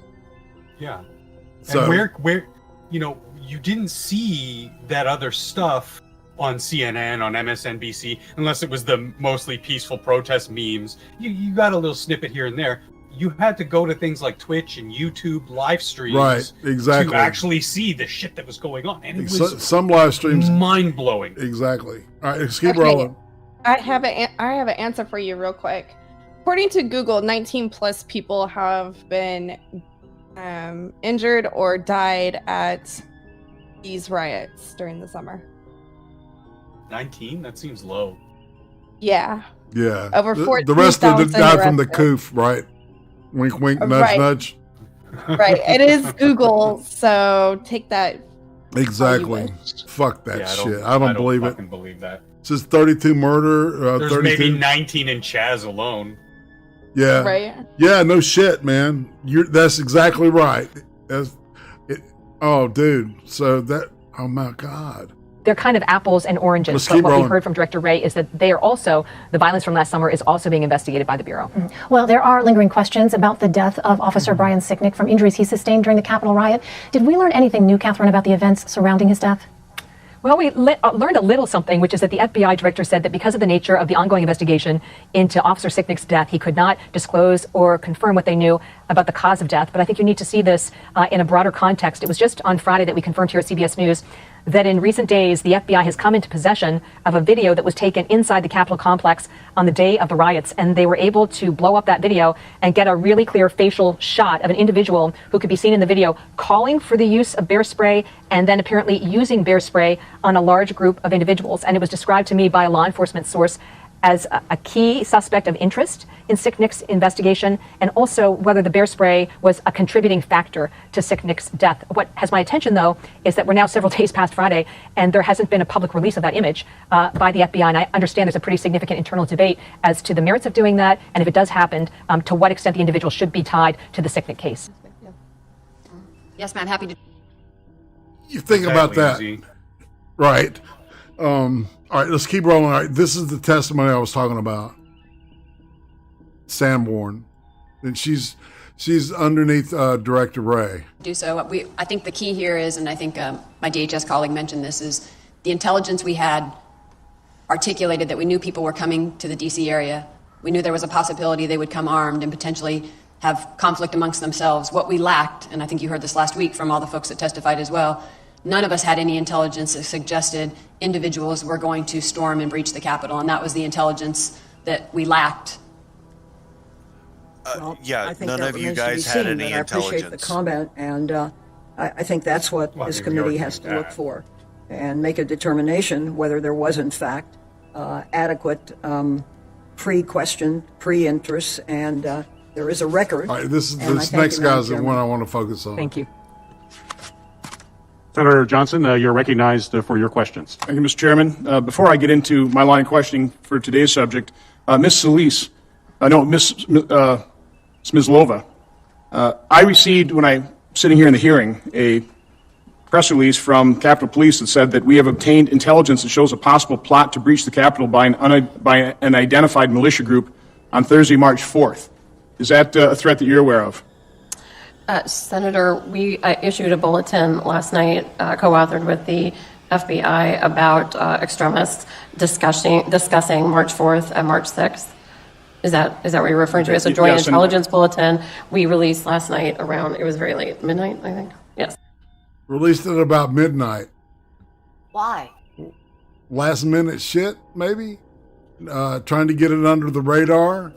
So that, in case, because there was, all right, so there was a thing on it was a QAnon thing that was on 4chan for the past like 2 or 3 months that March 4th was the real day of the inauguration and all this shit. And people were buying into it. And obviously, I think, here's what I think. I think the fucking CNN and all those motherfuckers fell for that shit. Just saying. And that's where the scuttle came from that. That's just my opinion. All right? Trolling. Exactly. And they got fucking trolled like a motherfucker, man. It was masterful shit. Okay. Well, again, so the threats are ongoing. Yes. General Walker, to review the timeline, at 1:49, Chief Sund contacted you. At 2:15, the Capitol was breached. I think in your testimony you said you had available 340 DC National Guard troops. Is that correct? Well, sir, it was actually half of that. So half were on the streets helping the Metropolitan Police Department. The other half would have came in to relieve them. But we would have called them in to come in. Okay. So you had 40 in the quick reaction force, correct? Yes, sir. So had you been able to, had this all been pre-approved by the Secretary of Defense, and I'm mindful of the considerations of having military involved in civil disturbances, I think that's part of the issue. Some of the blowback that occurred with the spring instances, how quickly could have you gotten how many people to the Capitol? 20 minutes. How many people? 150. Okay. I think that's important information to have. I think, quite honestly, what we need to do here is we need to completely reconstruct what happened. And I mean completely reconstruct it. We need to obtain eyewitness testimony from different vantage points, from different perspectives, and that's certainly what I've tried to do. Ms. Sanborn, how many points of confrontation occurred during the riot? I mean, in other words, were these primarily at choke points, doors, windows that were breached, and then inside the Capitol, again, outside the House chamber? Or was there the Capitol is 751 feet long. Was this a 751 long line that Capitol Police and other law enforcement were battling protesters? Thank you for the question. I think we're still in the process of gathering that data. Obviously, the folks that we have charged, we've charged for breaching and getting inside, and so we at least know that at some point they got through a choke point. The actual distance of how long that was is still part of what we're examining, sir. Okay, but we've got all kinds of video, all kinds of photographs, so you obviously are examining that, and from that video, you've been able to arrest 300 people. 300 people have been charged. 18 have been charged with conspiracy. 40 have been arrested for assault on law enforcement officers. So have you, looking at those videos, maybe not been able to identify the people, but have you counted the number of people that you want to identify, for example, that will probably be charged with assault? So we're still doing that, and that number increases just like the arrests every day, and so far we have identified hundreds of people that we're trying to still identify. Okay, well, again, we've got 300 individuals who have been charged, 40 have been charged by assault. Do you expect the hundreds of people to be charged with assault, or will those be disorderly conduct, unlawful entry? I mean, give me some sort of sense of the extent of this. Absolutely, it's a fair question. So I think the charges have ranged from everything from trespassing to obstruction to definitely assault on federal officers. We have a fair number of those, and so the charges based on the actual behavior that the individual partook that day definitely vary. How many firearms were confiscated in the Capitol or on Capitol grounds during that day? To my knowledge, we have not recovered any on that day from any other arrests at the scene at this point, but bingo! Armed Zero insurrection. So it's an unarmed insurrection, or also known as a riot or a... Where the only person that actually got killed on site was a woman that was unarmed and shoved through a window. Yeah, and was shot by a cop, supposedly. The media just told me that there were guns confiscated on site. That's my point. Thank you for pointing that out. Holy shit. Yeah, the bitch from CNN. Yes, the one that I'm coming to disdain, to hate. Anyway, let's I have a question about the media saying that there were arms confiscated. Were there any gun charges? Because it's illegal to carry in DC. Yeah, exactly. And none of that information showing up. All right, for everything that I've been reading, it's just like nothing.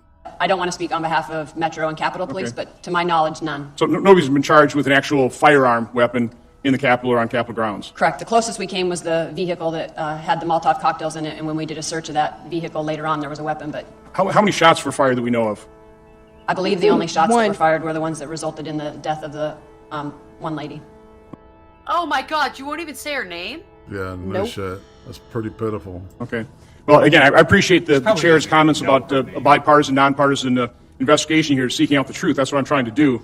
Cognizant of how I was reacted to by offering an eyewitness account at the last hearing, I'll risk entering another piece of reporting into the record. This is from the New York Times. Hopefully that'll be viewed more favorably. The title is A Small Group of Militants, Outsized Role in the Capitol Attack. In that report, it says federal prosecutors have said members of the Oath Keepers militia group planned and organized their attack and, quote, put into motion the violence that overwhelmed the Capitol. The reason I'm entering this in the record and read that quote is it really does seem to align with the eyewitness account that I read portions of in the record last week. No conspiracy theory, just an eyewitness account from a knowledgeable observer. I didn't get to the point of the actual attack, and I want to just read a couple excerpts. This is the title, Provocateurs Turn Unsuspecting Marches into an Invading Mob. And again, these... And I recommend everybody watch Millennial Millie's PSYOP, The Steal, because she illustrates how it was organized and how all the parts fit together. And I was like watching it going, oh my God, it was, it's a PSYOP, man. And the provocateurs, that the usage of that term, what it means specifically is that, there were specific people there that were there to push the crowd beyond its limit to make irrational decisions, right? You mean the guy standing next to Ashley Babbitt? He's one of them.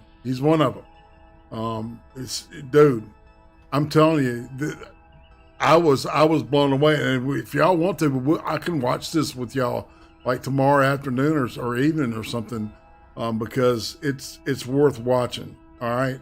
I wouldn't do that on live, on the internet like this, because it's her shit, and I think that she should get credit for it. But it is up on BenchShoot. Somebody grabbed it. Just saying. But still, it's. I think her content is really good and is worth paying for. So she's positively adorable. Yeah. Well, but she's not dumb. Provocateurs are primarily white supremacist groups. Then a loud bellowing shout from behind, quote, "Forward, do not retreat, forward." Then two other men standing across from one another on the high granite curbs on either side of the footpath bellowed variations of "Forward, do not dare retreat."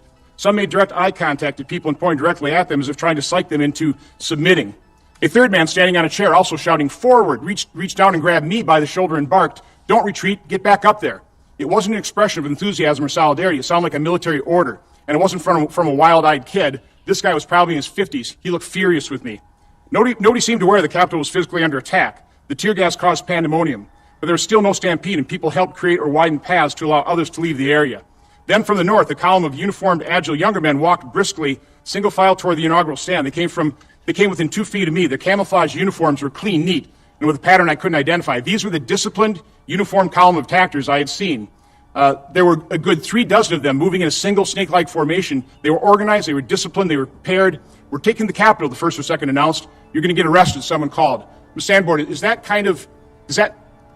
tie into with what you're uncovering as you investigate exactly what happened in the Capitol that day? That you had these armed militia groups that had conspired and organized to be there, maybe dozens, we don't know how many, but that they were organized and knew how to use the mob to storm the Capitol. Is that kind of what you're seeing? We definitely so far are seeing a mixture of that. Absolutely. We're seeing people that got caught up in the moment, got caught up in the sort of the energy, et cetera, and made their way into the Capitol. And those are probably the ones that you're seeing the charges simply of trespassing. And then we're definitely seeing that portion that you're pointing out, which is small groups and cells now being charged with conspiracy that coalesced either on site or even days or weeks prior and had sort of an intent that day. And they too probably caught people up in the energy. So just one final comment. I would urge anybody that criticized me for entering an eyewitness account of the record last week to please read the eyewitness account to take a look at actually what the truth is. Thank you.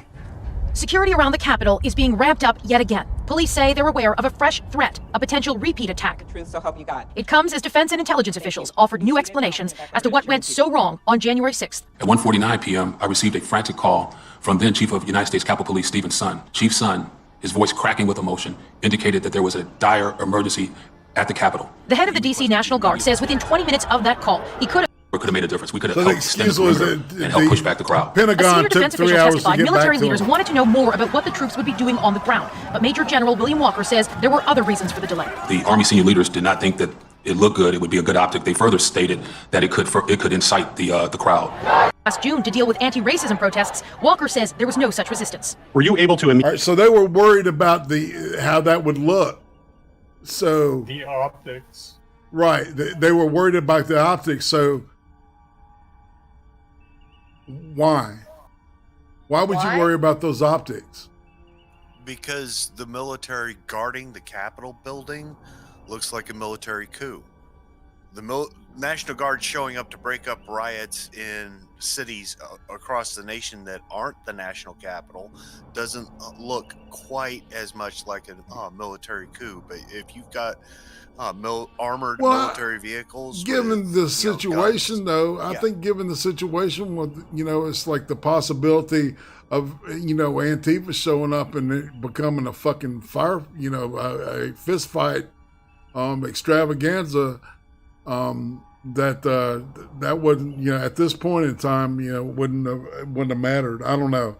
I'm just that had me questioning shit, to be honest. What I was wondering about was why a city that has like umpteen different law enforcement agencies headquartered there couldn't come up with enough people out of civilian law enforcement to backstop the Capitol Police. Right, they could have even gotten people like from the museum. There's a museum police. There's all kinds of shit, man. It's like every little area, every separate deal has got its own police force. It's crazy. The way I watched a thing on it there. I was like, well, God damn. Let's finish this reel. Immediately receive approval from the Secretary of the Army and the Secretary of Defense to deploy National Guard to assist law enforcement at that time? Senator Peters, I was. Yes, sir. To prevent this kind of attack from happening again, the U.S. Capitol Police Service says it needs more funding and more officers. The possibility of a similar incident occurring in the current environment is a very clear and present danger. Michigan National Guard troops deployed at the U.S. Capitol face a disturbing problem with their food tonight. A whistleblower telling 7 Action News nearly 75 meals were thrown out on Sunday after metal shavings were found. Other meals have been undercooked, making soldiers sick. 7 Action News reporter Brian Abel shows us what the troops are being served and their concerns so far going unresolved. This is just one example of a meal served to Michigan National Guard troops protecting the U.S. Capitol. The February 13th chicken, clearly undercooked. Here's another. A staff sergeant with the Michigan National Guard whose identity we are protecting, telling 7 Action News the problem is not isolated. Yesterday, for instance, there were 74 different meals found with raw beef in them. Just yesterday with the lunches where soldiers had found metal shavings in their food. The food concerns going beyond quality. Quantity an issue as well. Breakfast, an example. You were getting maybe a Danish and some sort of juice.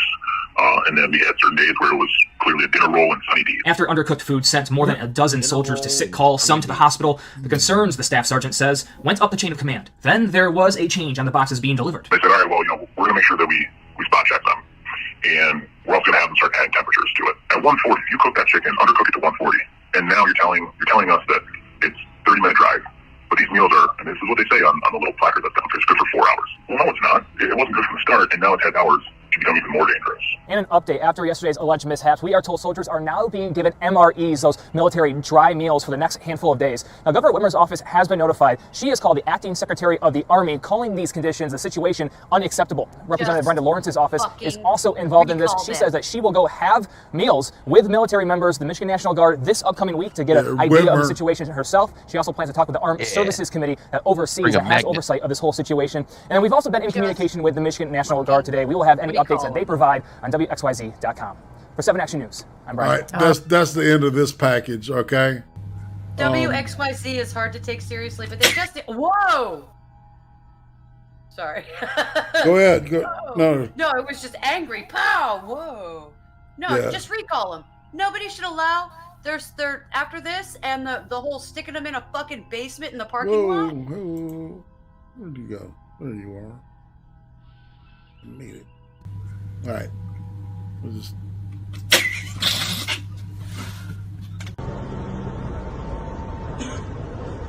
So we just let this play while we're talking shit.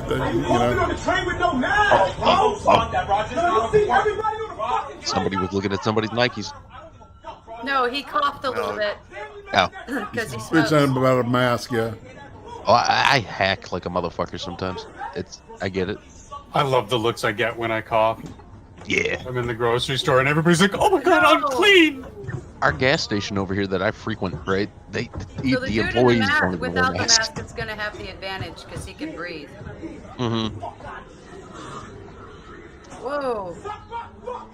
Spitting on the motherfucker. Okay. Wow, that solved the problem.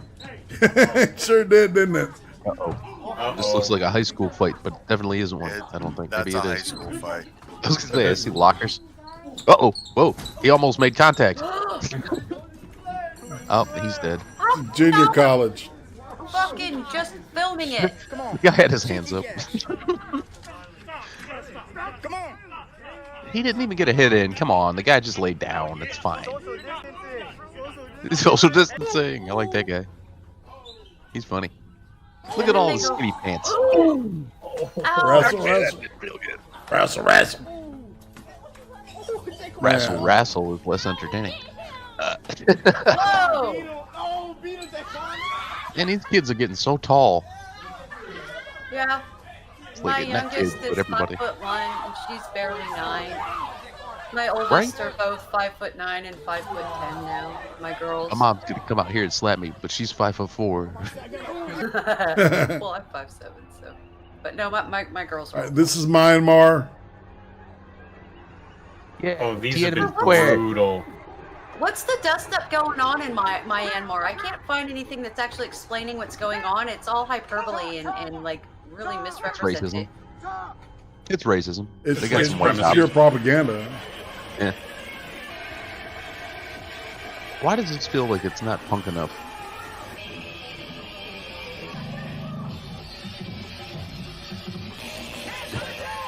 Hey, how?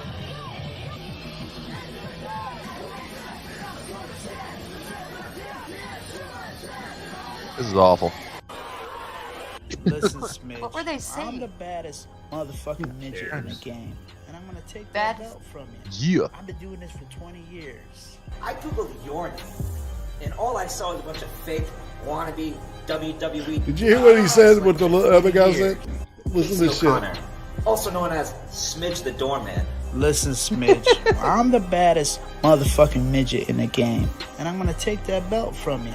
I've been doing this for 20 years. I googled your name, Aged midget and years. all I saw was a bunch of fake, wannabe WWE dwarf hugging wrestling. Don't you know that's fake by now in your 20-year career? This is real. Come and get it. I was looking, this guy's a bad, I don't know what to expect here. Yeah, so, this guy looks like he's 70, this midget. Yes. He's already I staring feel like at I They're know staring at this each other. guy. Look at that stare. Yeah, so in red is our... I'm definitely promoting these guys, Love it. man. Under the rope. Our current champion, Smidge the Doorman. Smidge the Doorman's going up against Smidge the Doorman. AKA Tattooed Midget It's Elliott. Smidge the Doorman. Smidge, man. Why is the champ in the ring first? It's fucked up. Not It's right. fucked up. It's not right. Well, I can bring up the fact I that like this these announcers, championship too. match is not for his lightweight the guy championship. from but Trippy, it's you ever the seen this before? baddest motherfucking midget in the game championship. Big, I think that's that guy from Texas that used to hang out in front of Toontown. Oh, it's Dave. It is a He's big like time perfect height weight. advantage. 4'2" and 311. Only a 10-pound weight difference, though. Oh, 4'2" and 311.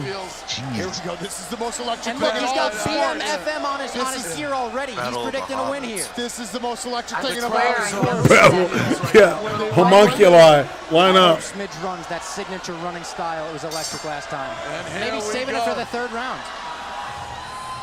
The little man comes out with a big shot, and he backed him he's up rocked. into the ropes. And these guys are just going big left, big right. Smidge in control. I'm the champ for a reason. Oh, but they're swinging. No love lost. Big right. No shortcomings. Big right, Smidge. No The champ shortcomings. is teaching him a I feel lesson. like I know the little white one. Best man This on the can't be planet. scripted. Smidge is saying this is my ring. In Texas. A late shot from Smidge. Yeah, that was dirty. Get him, Smidge. Yeah, they all look the same to me. Unbelievable gear on Tony Elliott. No, I really do think that I Oh, know he that. kind of went into it. This guy's fighting. Which one has hot dog fingers? Yeah, one guy's got longer arms than the other guy, so he's gonna Way see. longer arms. So it's blue. Yeah, blue. No red back gloves? down. It's Smidge.